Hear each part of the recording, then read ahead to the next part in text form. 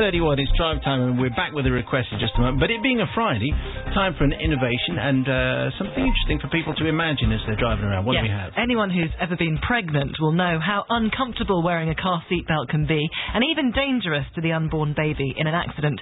Today's invention is a solution to that. It's called the piXie Pregnancy Seatbelt Harness, and its inventor, Stephen Weston, is here to tell us more. Hello, Stephen. Hello, Rebecca. Why do we need something like this? Well, simply because a lot of women, when they're driving and they're pregnant, it's difficult and even dangerous in some cases to wear the seatbelt in the normal way. The reason being is that the positioning of the diagonal isn't necessarily due to the size of the lady herself, but it's due to where it's positioned in the car seats, the shape of the seats, etc. So for a lot of them, they've made up solutions where they've put the seatbelt behind them before or not even worn the seatbelt, and that's the main problem. And how did you come up with the idea for this? I was discussing inventions with my wife in 2003, Christmas, Leslie, and she said, you should invent something for pregnant women, because she just heard on the radio that a pregnant woman had been prosecuted for not wearing a seatbelt. And I said, there must be something, there's something there on the market. She said, no, there isn't. And I sketched out a harness, shoulder harness, on an envelope, and said, it'll look like that, there must be something. She said, nope, patent that. And after about a month and a half of researching 138 patents, I found that there wasn't anything, filed for a patent. And it's a very long history up to the stage. I want to ask you a bit about why it took you so long to get it to market, but first of all, can you just show us how it works? Yeah, sure. Basically, by law, you have to wear the standard seatbelt, so to comply with legislation. So you have to put on the seatbelt in the normal way.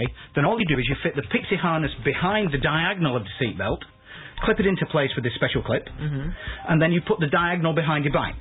Okay. So once you put the diagonal behind your bike, that acts as an anchor for the piXie harness, which is actually a shoulder harness, and then in an accident, the seatbelt is locked up.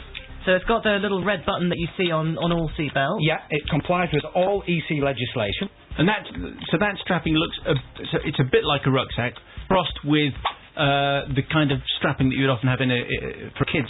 In a kid's seat. When you see in a kid's seat like that, it's a bit like that. The legislations that we comply with are different because it's an adult seatbelt, but it's an attachment to an existing seatbelt, so that's the way it works. And why did it take so long? I think 2003 is when you came up with the idea.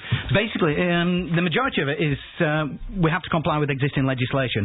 The buckle itself, there was only one buckle that complied with EC legislation, which is the red stop button. That's the thing that pops the bit out. If you think about it, every car that you've ever been in has a red release button, and strangely enough, we have to comply with that legislation.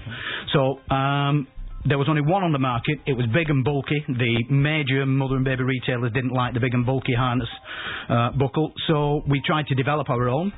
That would cost, us 40 to 80,000 quid, which we didn't have, and we eventually talked to one of the world's leading harness manufacturers, Willand, who make Formula 1 racing harnesses, and they were developing a small compact buckle for rallying and Formula 1. And it's that buckle, obviously it's posed all these difficulties, and that's why you can't actually, you're having to charge a bit more than you would want to. Oh yeah, the buckle is 70% of the cost of the harness. £199. £199.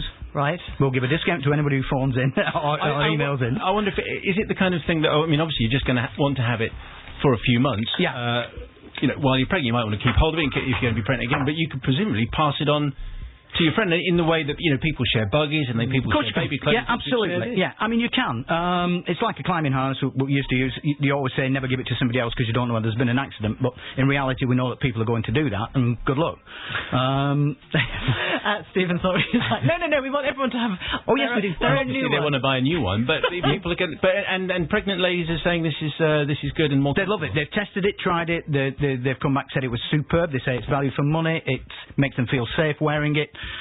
We've got patents granted that cover 5.5 million births every year. So, and there's a website, there's a YouTube video showing. We've got YouTube videos that show it being demonstrated how to wear it. We've got YouTube videos showing Discovery Channel filming us testing the harness, and we've got website which is www.piXiePregnancySeatbeltHarness.com. Okay. Or PregnancySeatbeltHarness.com, I apologise. And then piXie Harnesses are our Facebook and Twitter addresses. And it's piXie, P-I-X-I-E. Yes. Yes. Excellent. Thank you very much. You're welcome. Thank you. Steve, thank you very much indeed. If you want more Anna. details of that and links and you details... should go to the Drive Time web pages, and there's a link there that you follow and give us all the information you need for me to make a decision.